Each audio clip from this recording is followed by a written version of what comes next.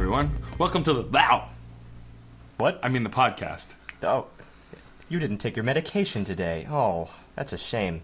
No, I took his medication today. We'll have to do it John, anyway. Yeah, John took mine. I took his. So we'll see what happens. I'm Matt. I'm John. I am Steve. Figure we'll get that out of the way, too. I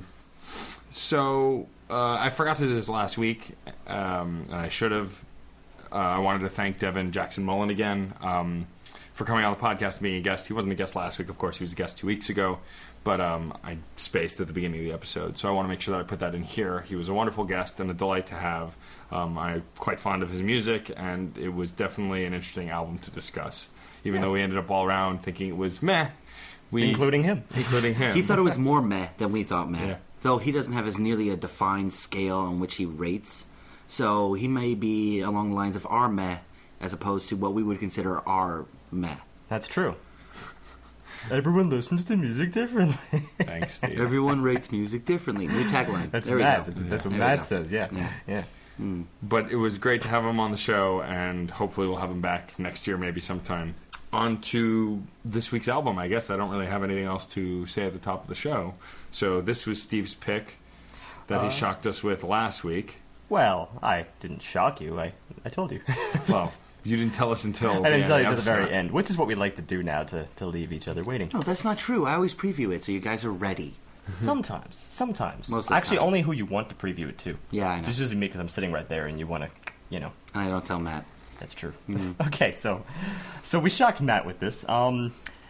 Today we're doing Handwritten by Shawn Mendes. I picked this because I thought it would be an interesting experiment. I mean, we spend so much time looking at artists who are sort of made in the shade or in making, sort of further along in their age bracket, and we often disparage youthful-sounding artists because they don't really speak to mature enough themes. Well, how are you going to approach that when the guy is 16?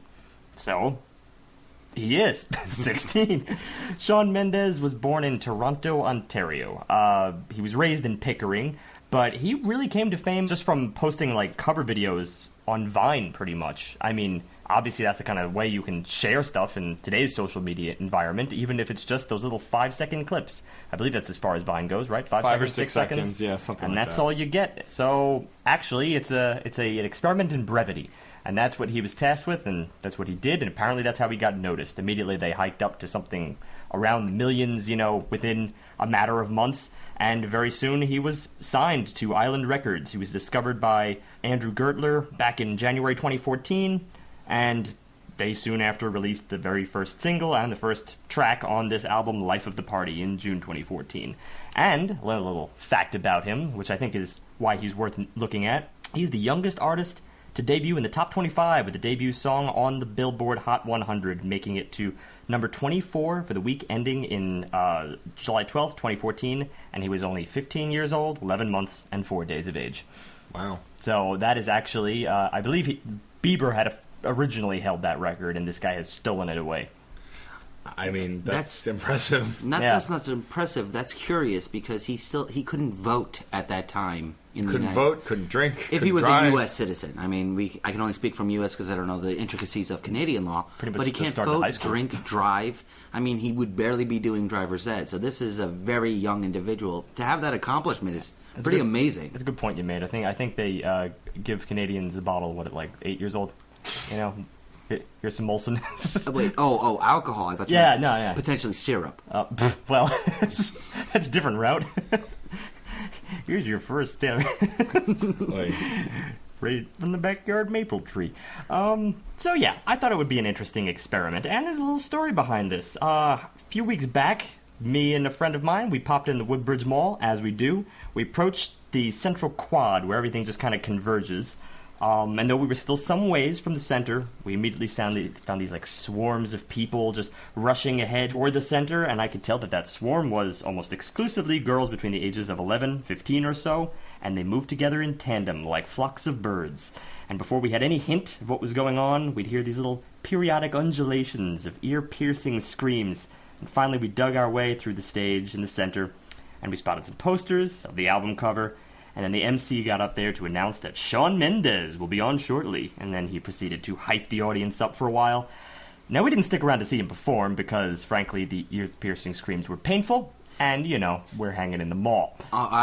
I was curious because you were They painting a very beautiful picture of undulations and flocking, and I was a little worried that... And, well, it worked. We ran, like the predator, the prey from the predator. So, yeah, that's essentially how I discovered Shawn Mendes. Didn't hear him there, but I heard of the hype there, and I decided to check him up later. I was just like, I think this is an interesting thing worth reviewing, because, as I said earlier, we often do disparage, youthful-sounding artists, because the mature themes just aren't there.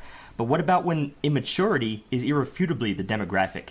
16-year-old artists are not discovered and championed for their keen insight into the human spirit. They're championed because of their image, for one thing, for their perspective musicality, for another, and that's something that, if fostered, can really, break out in the future. But ultimately, they're recognized for a perspective that older artists can never regain, and that is youth, young love, compassion at an age when it's probably at its most exciting because it's fresh. Love at that age, let's face it, you'd never get to go back there. We've had a lot of music where we're reaching back in nostalgia, but it always comes across as being a little bit sad, like so many years ago. But what about when that is the thing? That is now. That is the subject.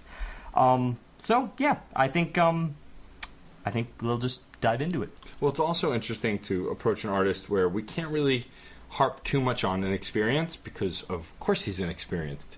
First album, and he's so young. I mean, it makes sense to be a little inexperienced. Absolutely. That's so we can't exactly fall back on our go-to terms. We can't go back on this is just look at the lyrics. Come on, look at the lyrics. It's so high school. He's in high school. No, I agree. So why don't we drop right into the first track? Drop, jump, whatever it is. The first track, of course, is Life of the Party, which when I first saw the track, I thought it was going to be like a dance song or something, just on a pure looking at it level, and it's not. It's absolutely a slow piano intro song. It's kind of crooning almost ish. He has a solid voice.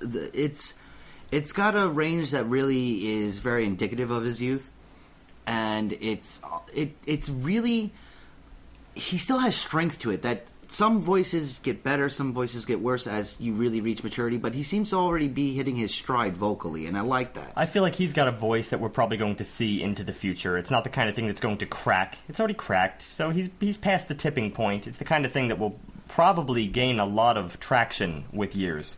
That's what I heard most immediately. And of course, the voice comes in pretty quick right out of the gate. It's very clear that he's the central figure. He's the central character. All we had before that was just your classic 4-measure piano intro with the light little spin-it piano. The kind of unprofessional sounding, the kind of piano that gets the job done. It's just made to sound as informal as possible, and then out comes Shawn Mendes, who everyone is waiting for, just as they were in the mall. So, I mean, even take, for instance, the album cover. It's just him. There's nothing else. It's just him there in the center of the album cover, looking all dashing. Well, it's the portrait of an artist. It's this kind of thing where he's the focus. It's about him. He working with a variety of, I'm sure, producers and other folks, but it really is about him at its core. He obviously also doesn't have the capacity to take a hand in every single element of the songwriting at this age. That's why the label steps in there. They sort of help him out with all the minutiae and all the technical work, so it allows his existing artistry, as was originally noticed, it allows that to stand on its own, and that way he's just kind of hoisted on a pedestal in a sense. Everything else gets taken care of. But yet, he still had a pretty significant hand in most of these, in most of the writing, most of these songs. It's, at least I would say, maybe, we're talking about a 12-track album, I would say about 10 out of 12, he is at least one of the members in the writing team. Only these first 2 tracks do not have him listed at all. Yeah. And that's probably because they wanted something that was a little bit more presentable, something maybe that they had more faith in based on what they do as producers. They have experience in the business, so they wanted something to grab an audience, But then later on, you get into his personality. Let's talk about his vocals, since we did mention the singing coming in. I mean, he's got a very good voice. He's definitely, especially for his age, he doesn't sound as young singing as he does speaking, because we did listen to an interview with him earlier. And I think that's because of his projection, his ability, and his unique range. He can kind of move around. He's not just a baritone or an alto. He's not just vibratos all day long. There's very little baritone. I think Yeah. you can safely say he's kind of more in the alto tenor range. But he does let his voice and get a little more even and lower, too. He can get lower, but more often he does reach up to a falsetto. For instance, I noticed there's a point, even just in the first lyrics here. I love it when you just don't care. I love it when you dance like there's nobody there. So when it gets hard, don't be afraid. And right at that moment, he kind of reaches up, stretching that into this sweet but almost tailored falsetto. I mean, there's something maybe a little bit routine about that motion because, of course, we notice falsetto all the time. We're constantly. It's that classic. It grabbed me. He felt more in touch with his feelings at that moment. And this is just one of those things that sometimes matters in terms of delivery. You know, it gets a little old in certain moments. But of course, as a 16-year-old, I think actually his command of his range is pretty strong. Also, at this point in the song, we have the piano, with not just the piano and the vocals, but we get a little bit of a bass come in with no percussion, just a little bit of bass work. You have a moment that you think around 42 seconds that they're going to kind of do a bass drop kind of a thing and bring in heavy percussion, but it doesn't happen. Just goes back to the piano and vocals with little sparse percussion, but nothing big yet. No, there was, I think, what was this, maybe the halfway point of the verse? I'm not entirely sure, but I did notice that sort of the second verse, before we even had a chorus yet, the piano was much, much richer. And then finally we do go into the chorus, which still I had the same exact, the same fear, I think, that they were going to do. No, fear here, because fear? I thought what Matt thought. I thought they were going to do that, that bass drop. We don't get that, though. Instead, the percussion, as it enters here, for the very first time in the track, was just this resounding thump on the first beat. We don't drop the bass. Instead, it's just one on the first beat, then the second measure of the first beat, third measure first beat, and it's very slow. It's that thin. There's not much else going on here. The second thing we get is in the vocals during the chorus here.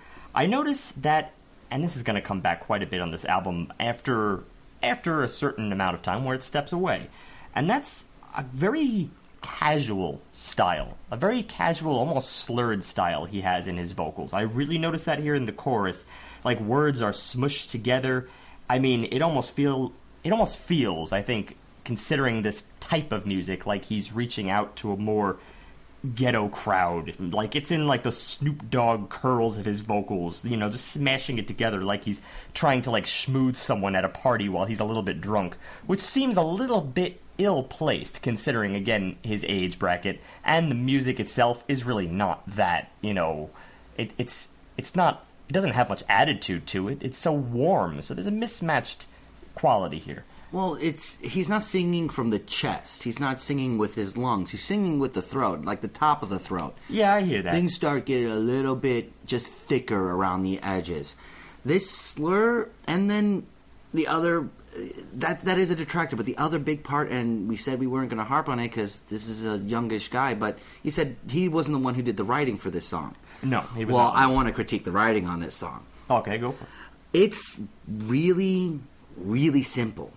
It's really, really on the level of sort of platitude as far as the imagery goes. There's nothing going on here that I think really needs to be brought forcefully. That first line you read, I love it when you just don't care. That phrase right there, just don't care, is a really overused phrase in music itself. I love it when you dance like there's nobody there. That's older. I mean, these aren't really very interesting lines. It does feel like it hops around from, platitude to platitude. Those axioms that are just going to grab people for no reason. I mean, there's not a lot of connectivity here, but at the same time, again, I think it's really more about the build-up here than anything else, which is why my main compliment is the percussion and the sort of slow build that we have. And that was a surprising aspect of the song. The fact that it was really going through, while simple, while steady, but a quality build, an actual flushing out of what's going on. It wasn't by no means groundbreaking, but it felt very appropriate. It felt very concise. It felt very just enjoyable because, like you said, we're not dropping the bass. We're not doing a lot of the standard tricks and trade pieces. We're going through the motions to try to reach a culmination. Yeah, like for instance, on that same exact path, by the time we get to verse 3, we get a slightly fancier, but still very, very muted percussion. I mean, the bongos start to rich it up. We have these little, like, pops, but they're still muffled, and you have an echo. It almost sounds like an underwater effect on the percussion itself. It's still very, very reserved, and that was a perk for me. But then, when we get the second chorus, it's a little bit more well-rounded. I wouldn't call this a bass drop, but again, we've had a slow build-up to this point. I'd say, yeah, sure, go for it. I mean, it was sort of still felt like in the moment a bass drop, but it wasn't so unexpected or so over the top. It felt appropriate for the way the song was building. I agree. And it really worked well with the way he was singing. Even though the platitudes of the lyrics aside, I like his voice. And the way he's singing in the song, I really enjoy. I think he's got a nice voice, and there's a nice cadence in the song.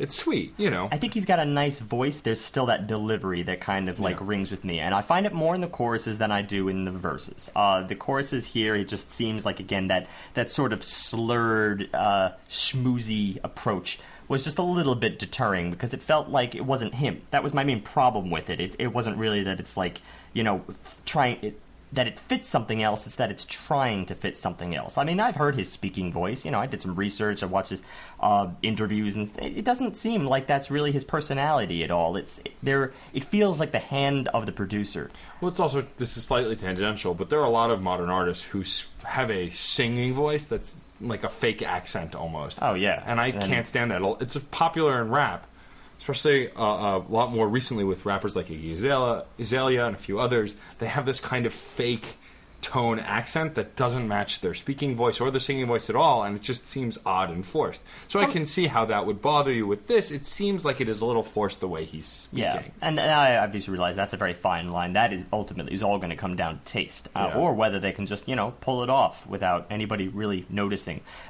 It really is just more in the context of this album that later on he clearly recedes to a much more enunciated style. So, you know, it shows he's got the capability. It's just where you're going to sit in that ballpark. Let's move a little bit further down here because we do kind of have this, like, bridge-esque section in this track. At least it felt like it was maybe transposed, but, you know, we really don't reach any height. It's not like we're reaching, like, a section B or anything. We're just, it's a plain verse chorus kind of track. We don't have, like, a full-on bridge that's rounded enough to take us out of the personality here. And, you know, it's also not the kind of track that really changes it up very much in subsequent verses and choruses. Apart from the percussion, which I did note, it's not the kind of track that's really that leaves him experimenting a lot with his vocals. I only noticed a couple things, like in subsequent choruses, he had a slight rhythmic alteration in his voice. Like maybe he'll throw in some triplets here and there. Triplets where there were none before. That's about it. Over a phrase that might have otherwise been a little bit more utilitarian or fixed to the melody. That's about all you get. There's nothing in the way of, like, overlaid instrumentation. It's your classic. It's not an overtly rousing track, but that's to its credit. It just kind of stays. It doesn't reach an ultimate point you don't want it to. That's basically it. Yeah, I mean, all in all, as a first track to the album, it's a solid intro. It gives you a little bit of a taste of what he can do, and, you know, as a single, I can see it being very catchy, especially on the lighter. Like, I could see this being played on the pop stations as well as, like, the lighter stations. So, you know, I think it has some range and some reach. Perfect. From here, we go to the second track, Stitches, which was one of my early favorites on the record. It starts with your standard acoustic guitar and vocals intro, just crooning along and playing acoustic guitar. I actually loved just the opening verse here. I mean, tone-wise and rhythm-wise. This is important to mention because he receded quite a bit back to this fairly fast-paced acoustic guitar pattern, and it's emphasized more on the offbeat. You only really get to kind of realize that with the transition into the following pre-chorus. Like, you can sort of play the game with yourself and not clap or not snap your fingers, you know, with the guitar itself, but instead between, in the spaces, or rather on what sounds like the end at the end of every single measure. So, you know, snap between, and you'll find that it's perfectly aligned by the time you enter yourself into the pre-chorus, because there's that little jump, and I think it serves to kind of connect these two sections and smush them together more in a more crafty way than rather if you just kind of hear, let's say, drop the bass. You know, it's still kind of technically what's happening. Actually, the first thing that you hear is that very resounding bass tone that falls only just one, again, on the measure, on the first beat of the measure, and that's it. But there's such a tonal variance there that you'd think this would be the kind of thing that you just splice together the two sections, splice together the verse on top of your pre-chorus, and you know, put it together in your digital audio workstation, and that's that. But this shows a little bit of a keen approach in their transition work. But I do have a little bit of issue for what comes later. From the pre-chorus to the chorus, that, while not exactly jarring, has a bit of separation between the two pieces, because the chorus is a little bit too upbeat for it. It walks that fine line between, like, legitimately jarring, legitimately separate, and really being integrated. It's separated. It has some distance because it's a lot more energy for what he'd already been projecting with just the guitar and vocal work combined together.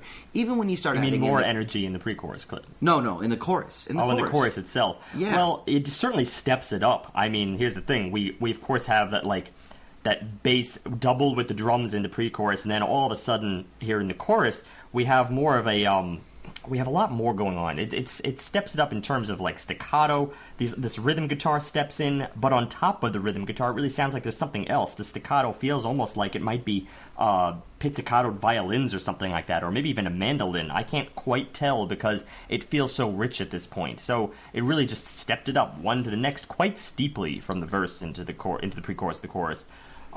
But it makes it a rather fun track for that reason. I really enjoy the rhythm that he's built here. It's got a strong groove that really kind of sucked me in. I was definitely entertained by it. And it I don't know, I think it felt more than just a standard pop track. It had standard things in it, but definitely he gave us the first sense of real character here. You know, a little bit of personality, and it's sweet. I mean, it's a cute track, you know. And it's not just the rousing track, you know. The first one was, in this case, it's really more of a get up, have fun, and have it on my dime. Yeah, exactly. But I wasn't really satisfied with the clapping. That was one thing that did bother me in the end. While it wasn't, like, so overt and so annoying to really detract from it, I might have enjoyed it had they maybe evolved and replaced it or supported it with some better percussion work overall. Just something to really take its place, or to let it breathe a little bit more, to make it more rousing, and really let that flow between the verse, pre-chorus, chorus seem a little bit more natural. I can't agree there. To be honest, I thought again, it's in terms of disparate tones, which is why I was affected by this track. If it was more of just a compressed block of constantly rousing me, then I don't think I'd be roused. Again, it's not really about what you reach, it's about how you reach it. So I think the exact thing that you're describing is probably what would ruin the track for me, by contrast. But that's what it is. It doesn't really show me from A to B how they reach what they reach in the chorus. That loss of connection between the two is what puts the difference. I thought the transition that I had sort of, like, hailed, you know, in the very beginning of the track, I thought that was the main feature. And that's what sort of allows you to enjoy the pre-chorus following the verse, and then so forth. It's just, I don't know. It's granted, of course, I think we're dealing with tools that are pretty simple, of course. Oh, well, if you want to make it more complicated or you want to make it more fun, then just layer it on, make it thicker. I know it's kind of a cop-out in some sense, but if you're using a pop form, that's kind of all you have. Yeah. That's all you really have if you're trying to, you know, at least get someone to that point. And, yeah, I think it's easily the most danceable track on the album.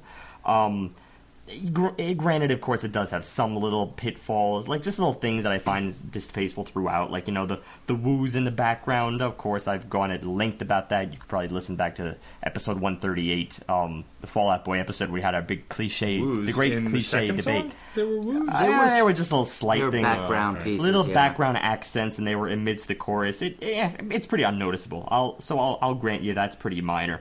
And then we recede to the verse. You know, much thinner again, but still you have that, like, clapping every single other beat, so that kind of ties everything together and doesn't allow it to recede as thin as the first verse. The most interesting thing I found about this song was the bridge, because the bridge here was more of a round. Like, I noticed it uses the lyrics, needle in the thread, Gotta get you out of my head. Needle in the thread, gonna wind up dead. And it begins by him singing, and then all of a sudden after that it enters with this sort of choir, or male choir somewhere in the distance off to the left ear. Yeah. And then, it reaches back to him, but they overlap. One doesn't get to complete the verse before the other steps in. Instead, one starts singing, and it's just like the old, row, row, row your boat round, classic. Yeah. And one goes over the other. It sort of manages to ramp it up even in the last stretch here. Yeah, I really liked the bridge as well. I think that round that it created continued to kind of fill out the character that's being developed in this song. It was unexpected. It adds a little bit layer to the imagery that the vocals are projecting, and does a great job unifying. And you mean just in the sense, needle and thread, gotta get you out of my head? No, I'm talking about the way it's goes being over used. it again. The way it's being used, the way it's actually being put together with the choir work combined with his voice and the way they're working on one another. That itself is adding imagery. You could have been saying anything at that point. Just the way it's being used is so nice and a little bit refreshing and a little bit out of left field when it comes for, quote, pop. Well, So you it's said cool. lyrically, and I do think that would be a valid observation. Yes. I mean, lyrically, I think that matches up quite well. I mean, gotta get you out of my head, so hence, why not view it as a kind of round that, That's that, the next that part. recurs every time you try to get it out. It's connecting the lyrical content with the presentation of the vocal content, which is not something that we see very often, but it's doing a great job for that.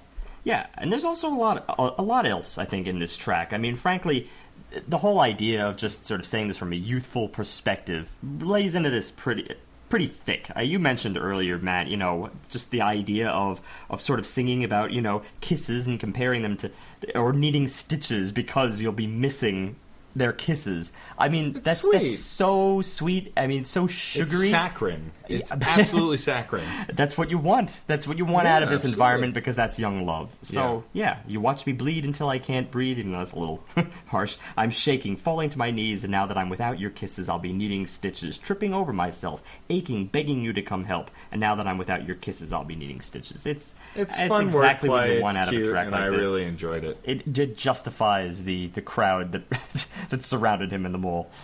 Now track 3, which also was an interesting turn, but kept things interesting. I was really on board with the first several tracks of this record. So track 3, Never Be Alone, kind of has this spaghetti western sound. It's very Mumford & Son-esque. It's that kind of course, the spaghetti western, it's due to that, like, workaday whistling in the And background. the guitar work, acoustic those guitar very, work. very warm guitar work. And it brings to mind that very, like, old western style. There's a country appeal in here, certainly. I'm almost waiting for, like, that voiceover, man's just gotta be a man. That's gonna enter. And also, When my balls drop, I'll revisit this subject.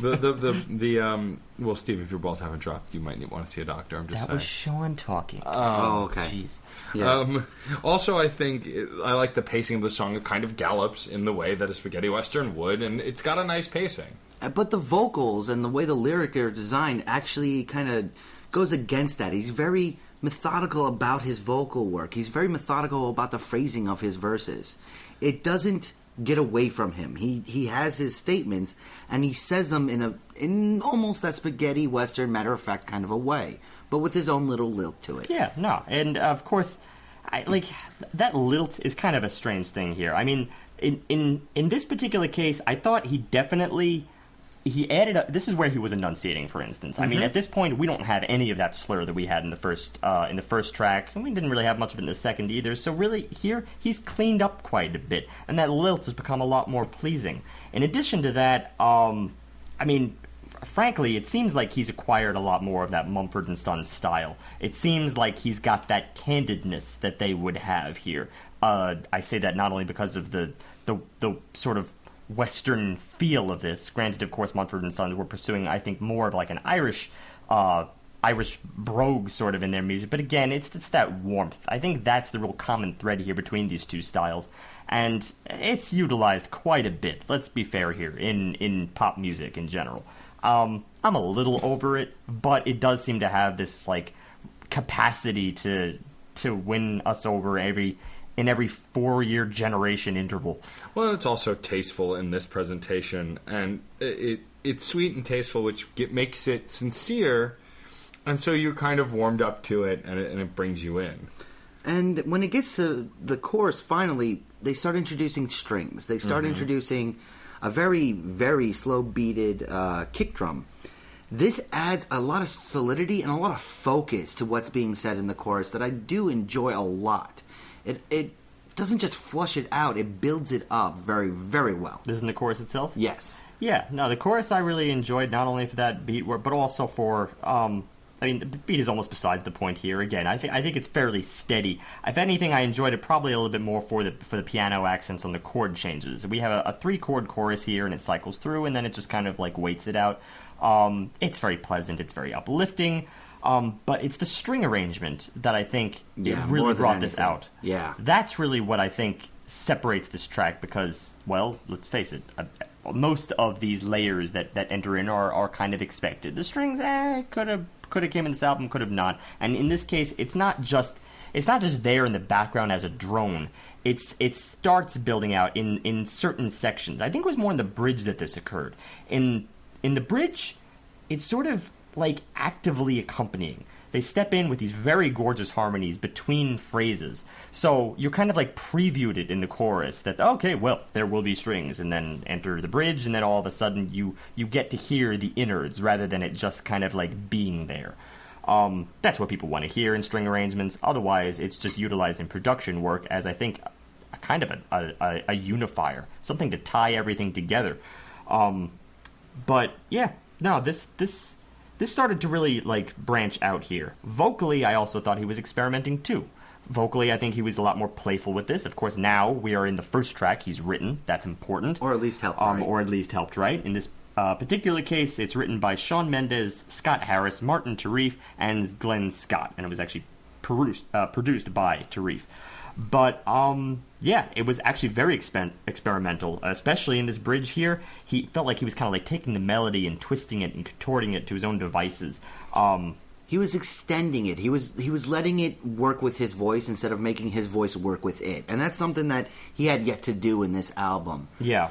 To have the music be more beholden to what he was doing is something that I'm really, really enjoying, because that's what I like in a lot of different vocalists, where what they say is not just a part of the music, but the music is trying to catch up with it, is trying to support it. In this case, this is the first time he's really doing that. It's also that in artistry, good art breeds good art, especially in a collaborative environment. So, him writing the song, perhaps taking some more liberties with his vocals, especially at this, climactic point here, it might lend itself to the orchestrator. I doubt he was the orchestrator, for instance, of the string arrangement, but whoever was doing that probably has him to work off of now. Since he's experimenting with his own vocals, then the strings can kind of find their voice and find their beauty amidst his vocals, which is why you get that great interplay in the bridge between the two things. This is also the first song on the record where we get the strongest setting we've gotten.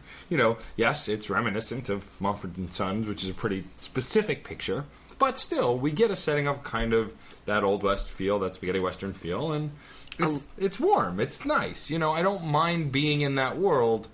And he's kind of painted a pretty clear picture here. Even if the lyrics don't really support that setting, the lyrics can kind of be anywhere. They do have a nod to it, though, with lines like, when you fall asleep tonight, just remember that we lay under the same stars. Yeah, sure. I mean, right there you're thinking like Arizona desert or something like that, home on the range, what have you. But it's showing a little bit more of a connection between what he's producing and what the people are producing with him.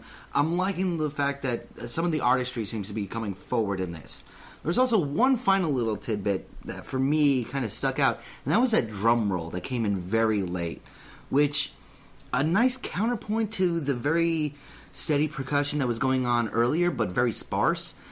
To have that sort of like being a culminating factor throughout it without overtaking anything was very tastefully done as well. I think that was... Well, first of all, again, it's been done. You could say it's been done by... We constantly mentioned Mumford & Sons is a good go-to example. Also, so is Fun, this constant... This incessant drive to use like a military... come on, bring the men around and just like let them help me tell my tale and profess my love to you. There's something very non-militaristic about that. I frankly find it a bit of a stretch in an artistic medium. But musically, it worked, and it did not pervade the entire song. It came in fairly late, and it was just kind of, again, the final stretch. It takes you out. I would only have maybe one other little musical critique here. It's very slight, but the wraparound from the bridge I thought was a little bit weak. It's sort of, building, we kind of peak at this 5 chord, and we just wait for a second and then kind of like fall back to 1. Like this sort of, I don't know, it feels too familiar for me. It feels like the kind of thing that has been done before by Mumford & Sons, by a lot of other artists. And again, still being pop, I expect quite a lot of musical borrowing. It's just something about that wait and then fall back to the familiar sounding one was a little bit childish. I don't know, kind of calling it there. Granted, I think he did that between the verses and the choruses earlier, but I don't know, that was just too much at that point. Then again, I do have one final compliment to kind of like cancel that out, and that was at the very, very end, following the whole military snare thing.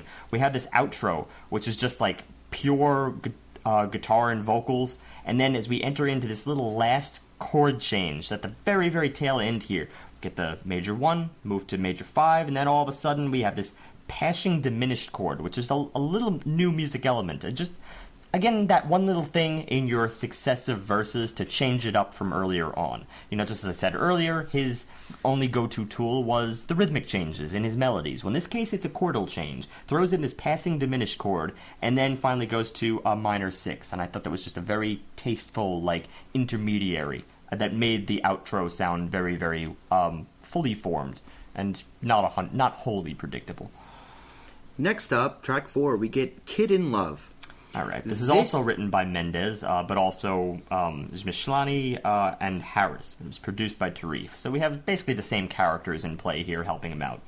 Right away, we're going to be getting something a little bit different. He's showing another aspect of his vocal dynamics. He's going almost hip-hop. It's an R&B kind of influence, yeah. It's somewhere in that between area. It's R&B influenced, but I like to make the distinction here because of how I think we've been on a separate thread for quite a while, and it began with Jason Mraz. Jason Mraz, around, circa 2000, was doing this sort of, reggae meter style to his adaptation of hip-hop. And it turned into its own thing, and a lot of other artists started following him in suit because instead of, pursuing the same backbeats and the same arrangements that a hip-hop track would have, instead, all of a sudden, it's just more about the vocalist and their meter with the guitar. It's a lot more cool, it's a lot more natural, and Jason Mraz in his early career, I thought, was an expert at this sort of thing. There have been some, deliberations over the latter part of his career, but it was really, really strong for a while. Jack Johnson also kind of followed suit, except not so much as reggae, but pursued the same very, very mellow style. Lots of artists had gone toward this. A lot of them have gone by the wayside, and this is kind of what he's reaching. But it's just that one step removed from hip-hop that I think, it's more in this environment than the other. There's very little hip-hop on this album, period, frankly. Sure. There are definitely influences from it. I can tell that the way he's singing in the song or the way he's constructed certain beats on certain tracks, he's definitely influenced by it. But what the first verse does, to have it really not change musically from the previous tracks, but to introduce this new element, when they go into the chorus and they do bring that overtly hip-hop beat into the mold, I feel like it's almost someone saying it's necessary to have it. It's necessary to have this sort of thing to match the sort of vocals we're doing. Yeah. And in this case, it was very, very removing from me. I don't hear any hip hop in the rhythm work of this piece. Frankly, it's all just in again, the reggae is what I would call it. His voice, his vocals are a little bit more reggae. And then when you look at the music, for the vast majority of this track, it is so reserved that it's really not, you can't say hip-hop, you can't even say reggae, and I wouldn't even say the kind of thing that Jason Mraz was doing. It just seems very like a backdrop that is almost mismatched with his vocals. His vocals have a lot more attitude than the rest of this track has, and it made it, frankly, quite a bit boring for me. It's carefree, perhaps, as it should be. Let's look at the lyrics here.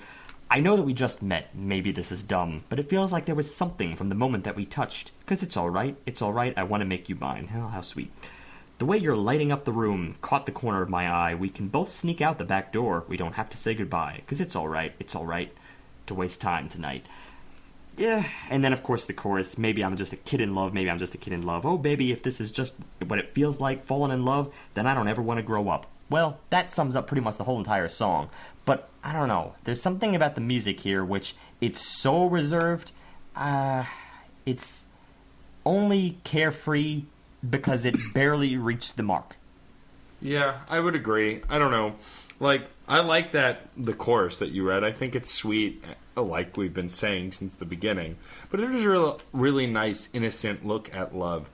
The idea of this is being in love, that you don't want to grow up. Yeah. You want to be in that moment forever. But that means, for me, it means that it's going to appeal a little bit heavily towards the younger audience. And the previous songs, yeah, they were kind of sweet and carefree. They were and generalized. But they the seem childishness. timeless. Yeah, They seem timeless and Here, generalized. it's a little bit too much towards the, younger teens. It's a little bit I too mean, much But here. he's writing a song Unless about it's- young love. I mean, of course it is. And then, of course, there's always going to be those people that take it metaphorically, and they're going to be like, well, I felt like a kid in love, even if I fell in love at 45. That can still happen. That's true. And, I frankly, think- but he's not even these phrasing- young artists, they find a pretty wide demographic. It's not always, while, of course, the primary demographic is, teenagers, they do find it's wider than that, But there's like you have insinuated, and I might just outright say, there's no real maturity in the music to go along with this. It's the music is the same sort of level as the I agree context with of the that. singer. That keeps it from really, I see it really breaking the boundary to really try to reach a larger audience.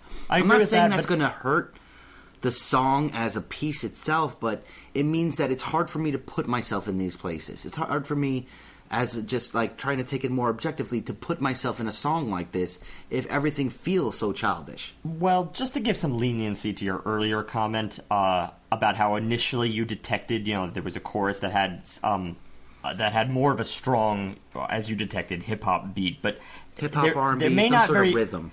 That certainly doesn't enter in the first chorus. It doesn't even enter in the second chorus, I think. But maybe the final chorus, there is some attempt around this last leg of the song for the music to try to catch up to the vocals. More of a shebang as a whole. Just every instrument just seems to try to kind of enter in here and input the same kind of reggae meter that his vocals have, or at least play off it in such a way. Even earlier, maybe even the bridge, the piano tried to take more of a reggae rhythm. That was sort of an interesting little aside, but there's no unity, and that was my problem. And again, it's the tail stretch there. I felt like the music was taking such a backseat role. Well, why should it only now catch up? It didn't save the song in any capacity, so Well, what are you gonna that's what it is. The music only really undergoes a thickening of, not really a building upon itself, not really an intricacy question, but just making more of it there. It's so light to begin with that as it builds more and more into it, it's almost undetectable at points when they start putting in parts because, well, it's still very much the background piece. I think he just came up with his second album, Shawn Mendes, The Thickening. Boy, that would be a terrible album name. Shawn Mendes, if you're listening, don't do that. That would be a great... Also, if you're comedy listening, hi, Shawn Mendes. album. Thanks for listening. Yeah, hey. Now we go on to track 5. I Don't Even Know Your Name. So what I liked about the start of this song is we've had a few songs now have started with guitar and his voice, but the crooning way that the guitar, piano, and vocal kind of intermingle in the start of this track really kind of hooked me. I thought there was something to it. I can't really find the right word to describe it other than I would crooning. call it sort of a moseying guitar. Moseying, that was it. There's something very just strolled and relaxed about this. Even before the vocals even enter, it's just the rhythm here is so smooth. I noticed from the very, very beginning that sort of it doesn't begin on the 1. You have a little bit of a pickup there, that 4 and 1, 2, a 3 and 2. A 3 and 4, and that's exactly the rhythm, and there's just this happy stroll to it. I love it.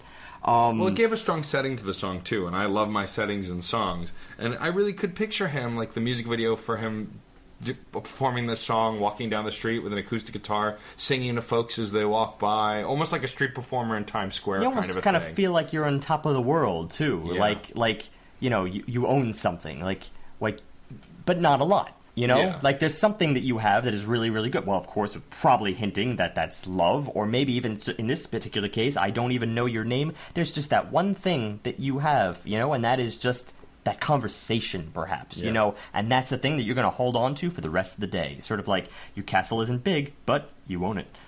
But that's what took me a moment to get into here. In the previous track with the setting reacting to him being really immersed in the setting, while after the first half a verse even, I got into it, it was a little bit jarring to see him actually taking what I thought was a step back. When he finally gets into it, especially when he gets to the chorus... A step back in what sense?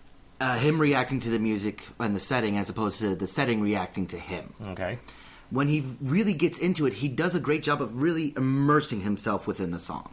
And this plays up when he starts introducing other elements, when you start getting the bass really become a major component. When you start getting the build and the blend working together, it creates a character unto itself. Well, my only thing is that I heard this from fairly early on, from after the intro, which of course was just the guitar. Then we have the verse, and I feel that Stroll already kind of like started linking with the bass and with the drums. And there was another thing that obviously when people think of strolling, or rather strutting, better use the word, they think of, you know, that classic strut, let's say, in like Saturday Night Fever, you know, John Travolta just walking down. There's something very 70s about that, or not necessarily disco, but maybe more in like the style of pop that would just be hovering around that, perhaps.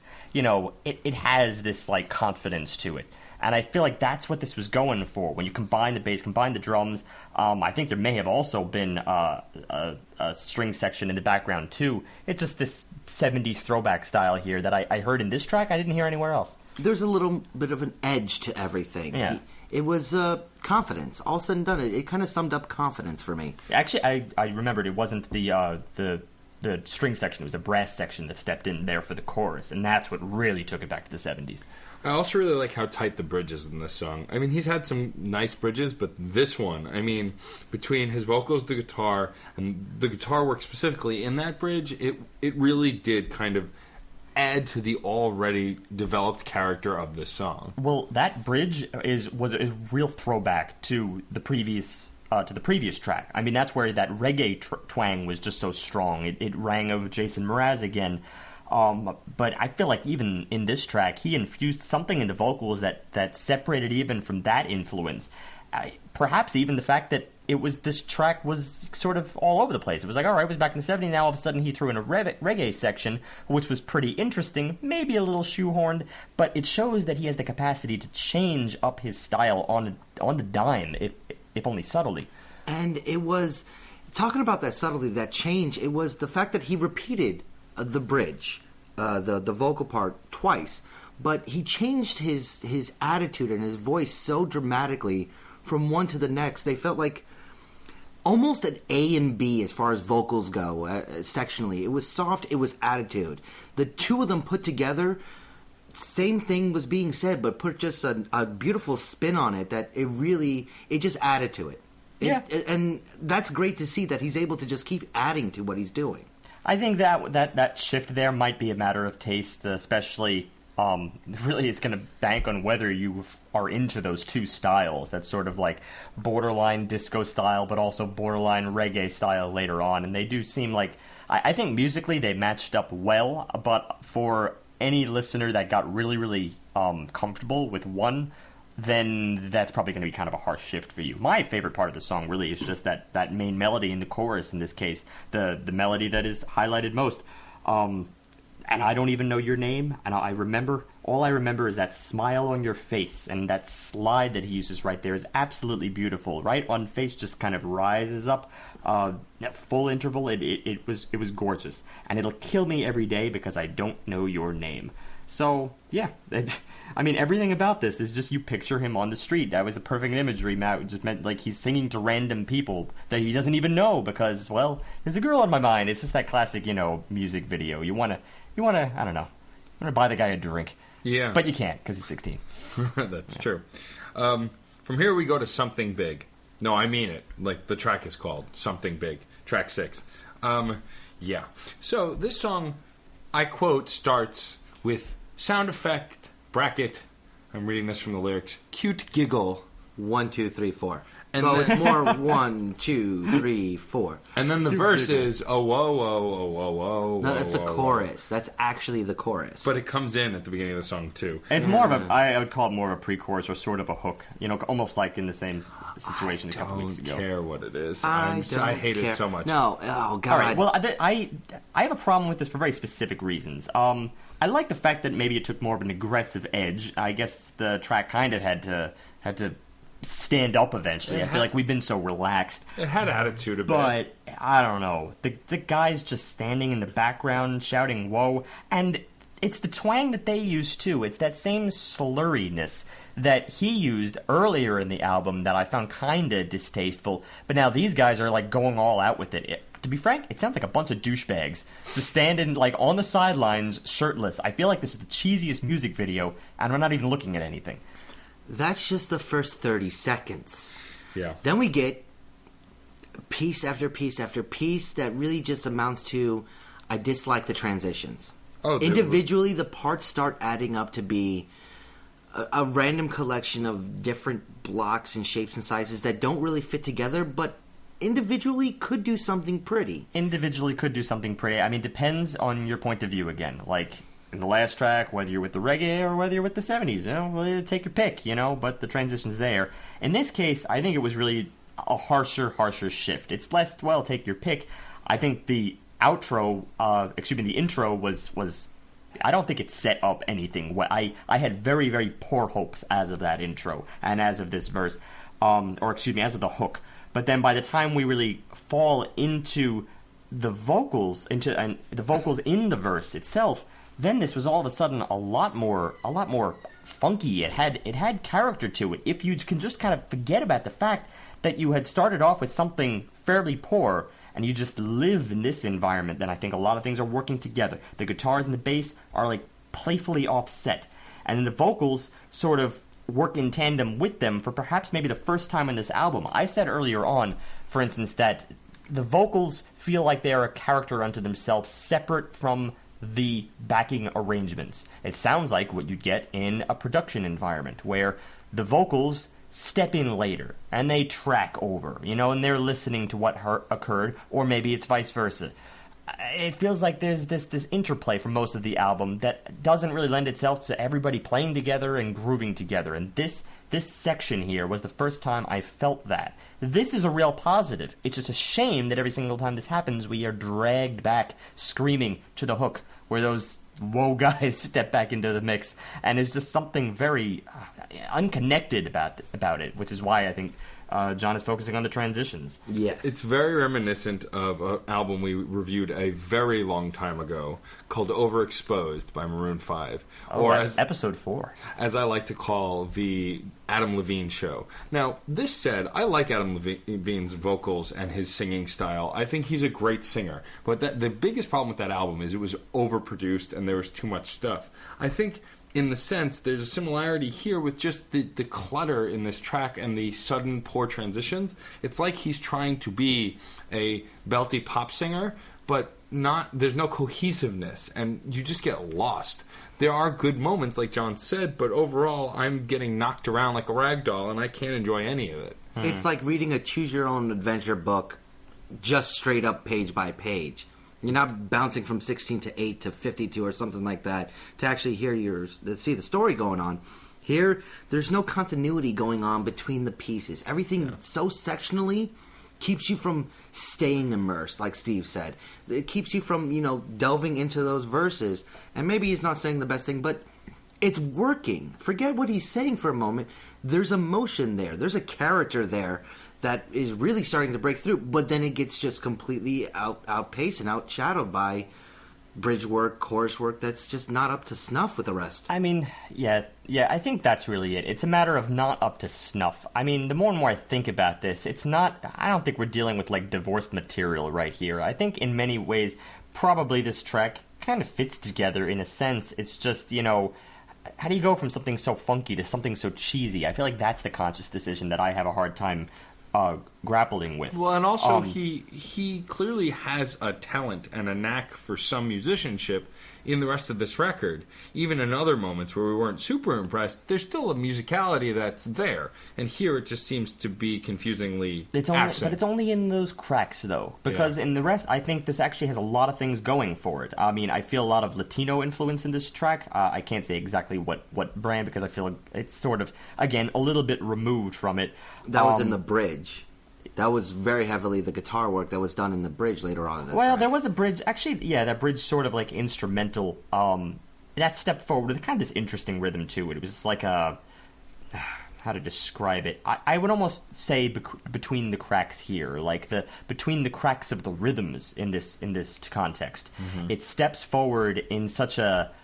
like, the breaths are there. You know, all the little curlicues that you'd include in a very, very intricate dance, but not something that is necessarily slathered with rhythms throughout. Instead, like, it's not showy.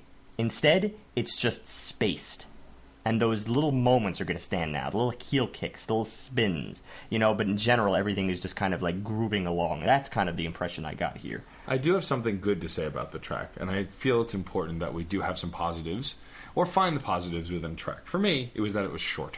It was only 2 minutes and 41 seconds. If it had gone on any longer, I would have been a lot more unhappy. Because again, those cracks were glaring enough that I couldn't really enjoy this track on a whole. But it didn't overstay its welcome, so whatever, we were able to move on from it.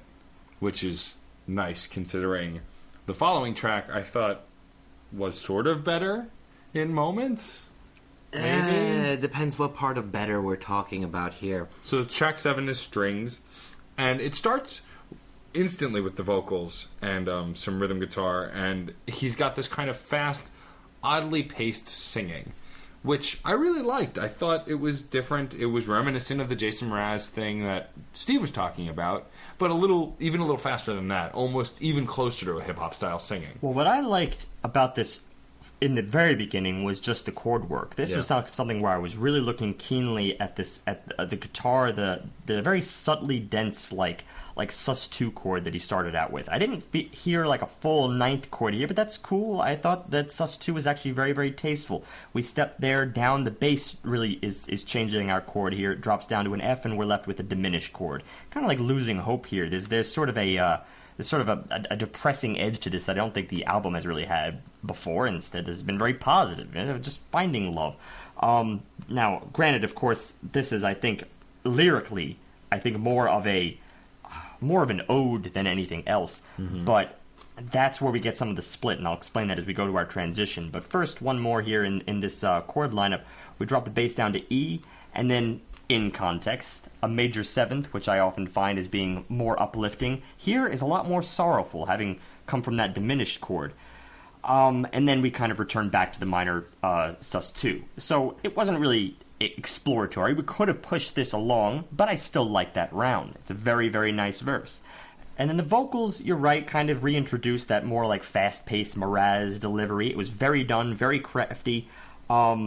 But then that chorus drops, and that's where something changes here quite strongly. I thought it lost the edge that it had, and I was going to mention the lyrics before. It does find its way kind of back to the positivity that is in these lyrics. Unfortunately, I still think that opening verse had the capacity to envision an ode like these lyrics represent in a similar way, because there can be sort of, you're revealing a lot that can be pursued in, I think, in a depressing manner as the verse was building, but we don't get any of that. Instead, we're just dropped onto this overly positive and painfully generic chorus that I find this was the harsh shift, frankly. This was, I think, the most painful transition on the album to me.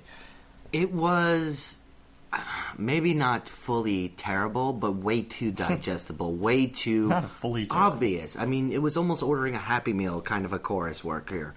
Well, my least favorite part, though, the pitch was written like decades in advance. They're just mad-libbing lyrics so that he can go along with what's going on. They don't even care about the syllables. They don't care about the words themselves. They just want his voice to hit certain levels so it matches to this very steady chorus. It does sound like, again, like everything is sort of compressed. But again, my issues here really all come back to the chords. You know, we had that really alluring intro and into the verses. But here in the chorus, we just slide up a relative major, which feels kind of awkward, again, for that chord progression. Now, all of a sudden, we're not in A-flat minor, we're in B major. It's very resounding, and we just... From one chord, we go up to the minor 2, and then back to the 1, and then down to 5. And 1, 2, 1, 5. It's just, come on. This wasn't the time and place for this. It just reminds me of every 90s boy band chorus ever. I agree. From the way it's pronounced, the way it's sung, to the clunky transitions, to the uplifting chorus in the fairly depressing song. It's just textbook, and it's a bummer because he'd been borrowing from stuff that was sort of textbook, but it's like a textbook with notes in it and annotations and other things. This was clearly he threw a textbook at the wall and said, here's a thing. Here you go. It's a thing that's been done before. And it was very disappointing because they don't have textbooks anymore. I would say they're using a lot more computers, so they don't have to carry around 75-pound books. That's not true at all. Colleges still use textbooks. Although that's because they have to make a lot of money during college because that's how they pay for the everything. That's, I guess, true. But all in all... What do you know, old man? all in all, though, I know anyway. I agree with all points. I think also, like, I'm not afraid to say that. I've come to expect better from him at this point. He's a talented artist. He's not perfect by any means. He's still an amateur. We're 7 tracks deep, and we've had a lot of other positive things to say. This chorus was just... I mean, granted, of course, it's all culminated at the chorus here, and that's why I think we feel extra specially angry about this particular track. This is supposed to be the highlight, and we just detected more potential, even within the track itself. I definitely hear the 90s pop references and the boy band choruses. It's painful. Lyrically, I'm gonna just throw back to that for a second. I like the whole play on no strings attached. All right, all strings attached, girl, all strings attached. Oh yeah. It's like, all right, I get that concept, even though it's fairly simple. He wants all of the strings attached. Yeah. Because normally the phrase is no strings attached. No one actually says that in the reverse, and I like that he did that. But it's from you a see point right through it in a fraction of a second. It's a point of immaturity. It's a point of just being a naive young gentleman here. He doesn't seem to quite grasp what all the strings would be, so he's just going ham hog for it. That is actually kind of mature in its own way. To be able to be from the point of view of a young guy going, I want it all, but it's nice. It's nice to actually see that. I do appreciate that part. But the funny thing is that in the lyrics here, he's actually going through these analogous tales, beginning with the first verse. Met this girl when I was 3 years old. 3? You just talked immature. It's a little silly at this point. We were holding hands tight, so I'm told. And it felt like an eternity. Said it felt like an eternity. 'Cause I knew back then we were more than friends. Two-sided story, it all depends. I said it once, I'll say it again. It'll only end up hurting me. The classic, like, when I grow up, I'm gonna marry her, before you know anything about anything. Yeah. Well, So it's Boy Meets World. It's literally the Corey Topanga romance in Boy Meets World. Right, and then he's still even reaching back in the second verse. Years flew by when I was less than 12. Long division, I need your help. That's all silly. Can you come over and work with me? Anytime you like, I'll make it work for me. 'Cause I knew back then if we get too close, when the time is right, maybe I'll propose. Still deluded at this point. Baby, climb on up, show me the ropes. I mean, all these different stages of life where you're thinking that this one person is everything. And yet, still, he's keeping, with the analogy, all the strings attached. In many ways, saying he'll make the same mistakes.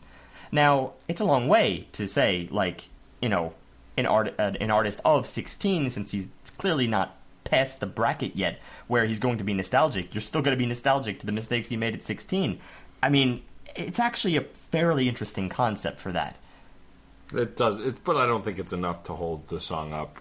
No, just lyrically, I think it's something that I agree. it's something you might miss very easily. Oh, for sure you would miss. Absolutely. I think, I did miss it. So I think you would absolutely miss it. And that's I think, the biggest shame about this track. Yeah, and then, I'm not going to say it really, justifies the happily deluded chorus, but you could almost say that there's an artistic reason for that. I just think that musically the transition was so poor. I agree. That track left a poor aftertaste in my mouth. Come on, Steve, you like puns? Laugh. I hate you. Okay. Track 8 is called Aftertaste, which is why Steve hates me. He hates aftertastes. We go back to that reggae singing style again. Here, what he does with that singing style, I like what he did earlier. I like the speed he throws in when he really stretches his voice a little bit, but we got that coupled with his penchant for mispronouncing things and some of the lines, like specifically when he goes, "Pretty please forgive me," he super slurs some parts that are just really bad. He doesn't even super slur it. He does exactly what Justin Timberlake used to do in NSYNC. Instead of saying me, he says may. So it's good. He he does. It goes further than that, and that little factor, the back to this slurred vocals, just was immediately turn off because it was immediately there when he starts singing. I thought it sounded like he was singing like Cartman. I started like, I miss me. I feel like ever since it keeps going back to that over and over. Like, I don't know. Again, that's one part of my problem here. Another part was actually the rhythm, and this was the first thing I noticed. In the very, very beginning, we have kind of an awkward rhythmic setup. I mean, it's something just about, like, there's no context. You don't have the steady beat to sort of, like, react against the guitar here. So instead it just chooses this, like, one, and, E, one. And it's like, eh. Yeah, and again, you don't even have the snapping for the context. No, hence, you just have it's that. just the guitar doing what I sang there independently.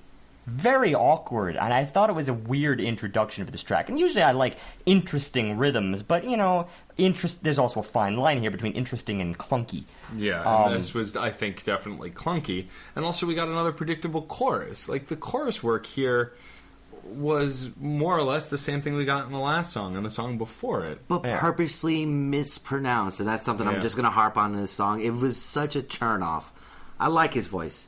I dare say he will have a lovely voice. He will have a great voice 5-6 years when it drops a little bit deeper, and it might just expand his range. Right. That'll be freaking amazing. I would love that. But here, whole new octaves. instead of like that's a big thing. Well, yeah. Who doesn't like more octaves? But here, instead of having more octaves, he's having just weird lilt, weird phrasing, weird everything. He's fooling with something that, when natural, sounds great. It goes back to that thing I mentioned in the very first track. Like and this is when it's at its worst. It's like he's at a party and he's trying to schmooze you, but he's drunk. And again, how does that really work with the whole 16? I think that's distasteful in a sense. Like, I don't see where this voice is coming from. Again, we heard interviews. He doesn't talk like that. That's not his personality, as far as we can see. He's very well spoken. Yeah. Very many of these tracks in this album, he was enunciating. I don't see why he would take on this persona of a Snoop Dogg-esque figure, in a track that doesn't match up in the slightest. You combine that, of course, with the opening rhythm, which is still jerky as can be, and something's just not working here. Something's not jiving. I don't see the premise for this song really. Look at the lyrics real quick. Rewind, Friday night, never forget it. How you let me go. No more lies, I'll be fine. I know where I'm headed. Probably should have known. And now you're gonna say, pretty please, forgive me. Fool me once, told you twice, you're gonna regret it. Now you're all alone. Turns out that no one can replace me. I'm permanent. You can't erase me, and that's where I really notice it. I'll help you remember me. One more kiss is all it takes. I'll leave you with the memory and the aftertaste. It really does feel like this is in a party environment, but it's like a party that has kind of gone south, and everybody's just a little bit disjointed.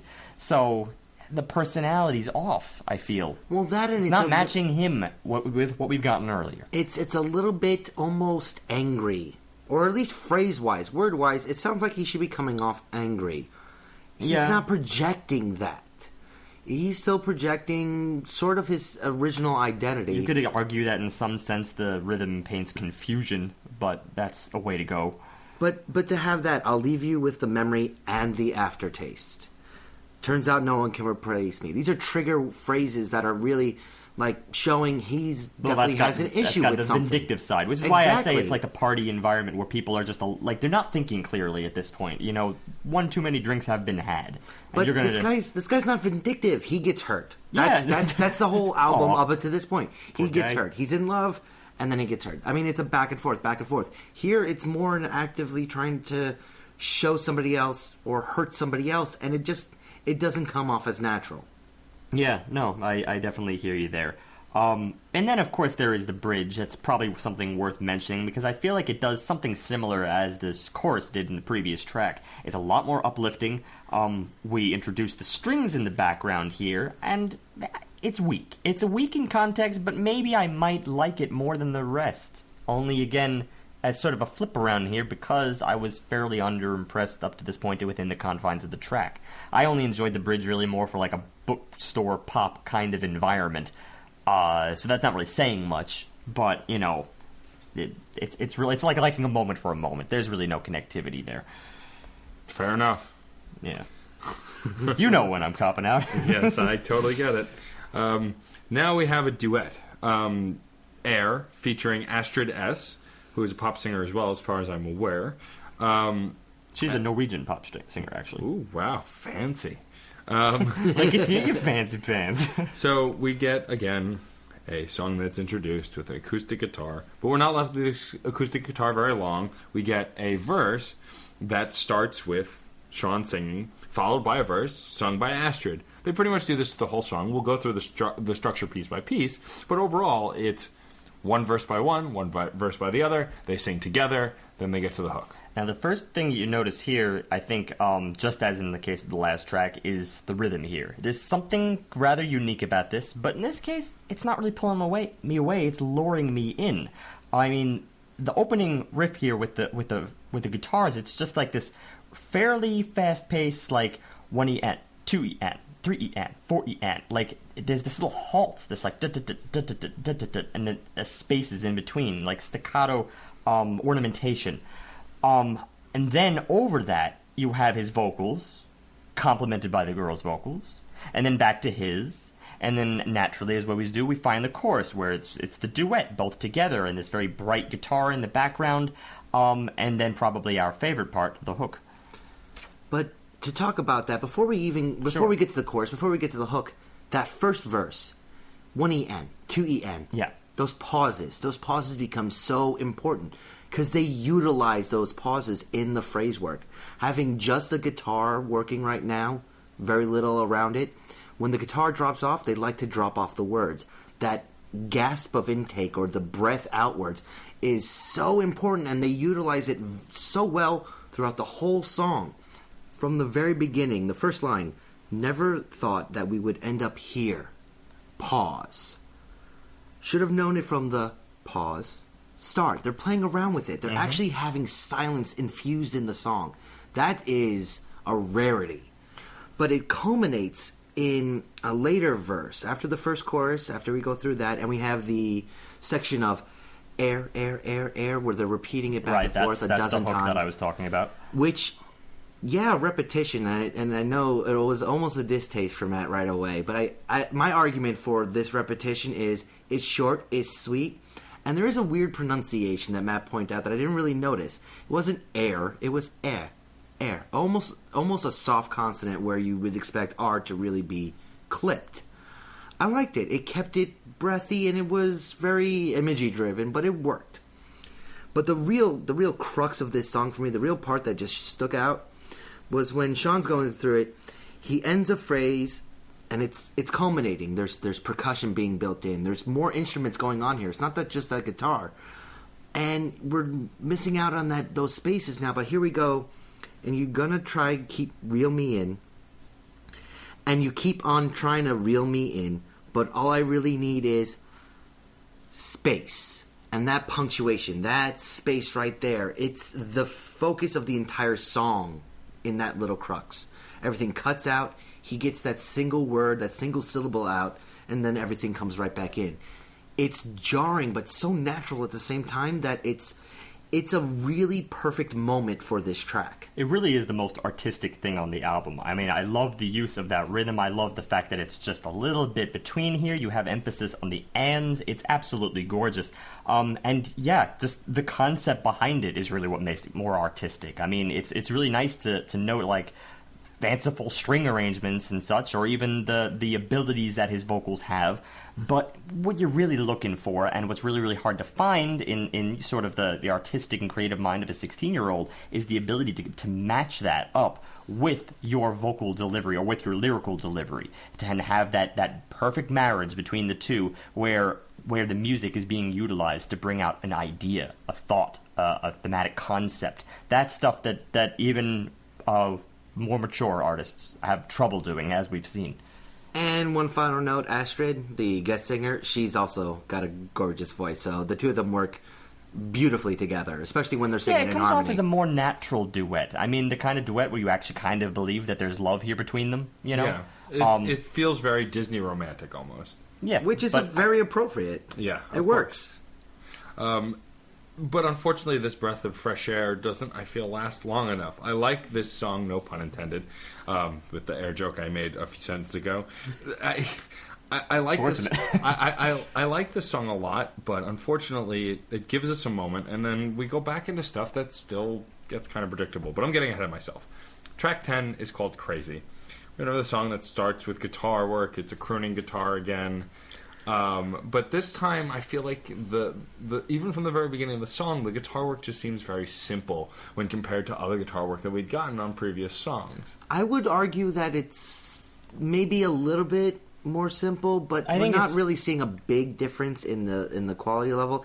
Here, I think it may be the fact that we're getting his really solid voice that we've already harped on, that we love. Mm-hmm. It's back, but it's doing the same thing that it does with the guitar, so we're not getting anything new. There's nothing going on here that's really gonna, bring Crazy as a forefront song. I just don't know how to describe it differently from some of the songs on the earlier part of the album, because it hits the cliff notes of those songs. I mean, it's pretty, it's sweet, it's these words that I've used to describe half the songs on the record, and I'm just at a loss to describe how this song sounds other than what we've said before. One of the reasons you might feel that way is because, of course, it's a thinner track that has reduced itself to the guitar. But I agree with John. There really is no change in the quality of the guitar. And frankly, I think that's not really where the focus is here. The focus is on the vocals and the melodies. And I think that in Crazy, we get some of the more beautiful melodies on the album. I mean, he feels like he's harmonizing with himself in several instances here. And it comes across as very earnest and sometimes desperate, even dour at times.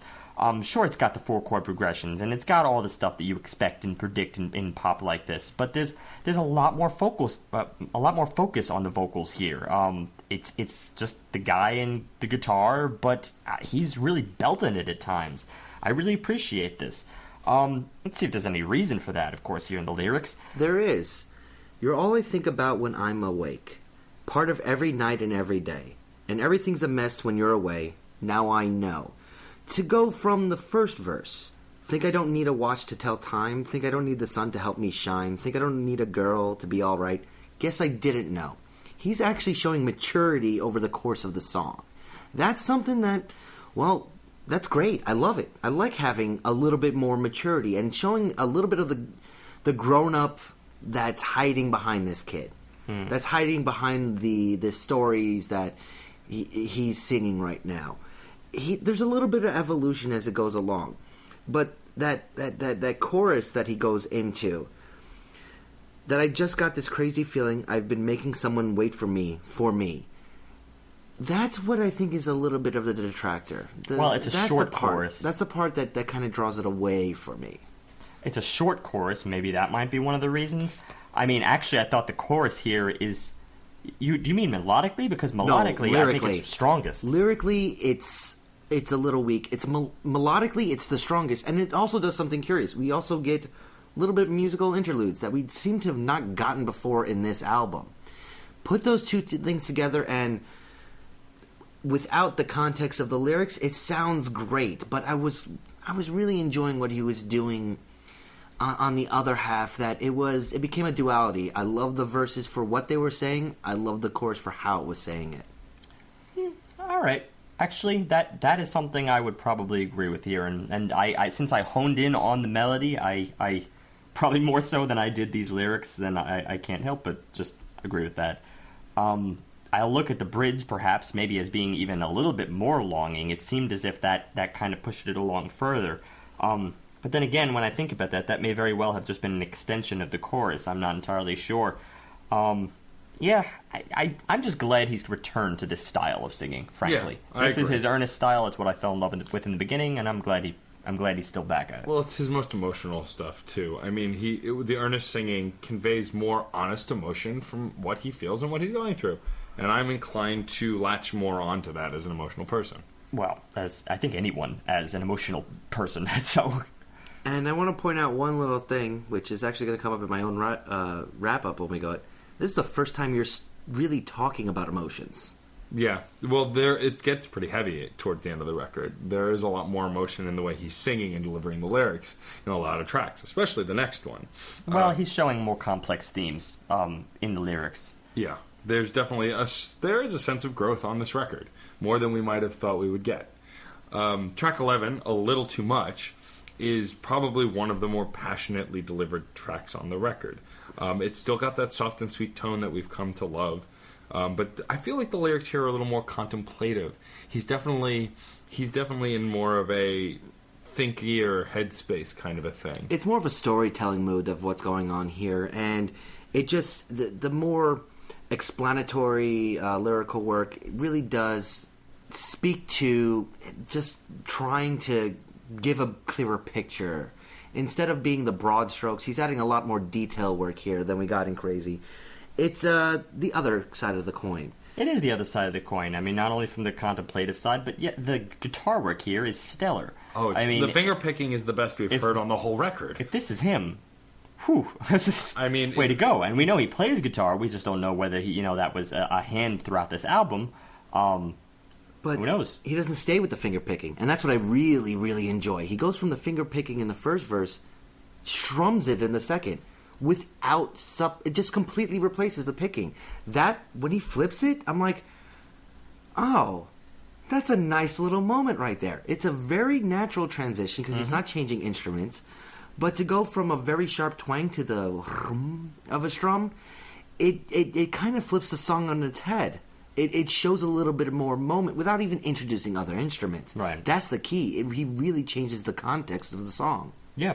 I really like the fact that he amps it up like in the second chorus. I mean, he adds those little accents in the piano that sort of in the deeper register.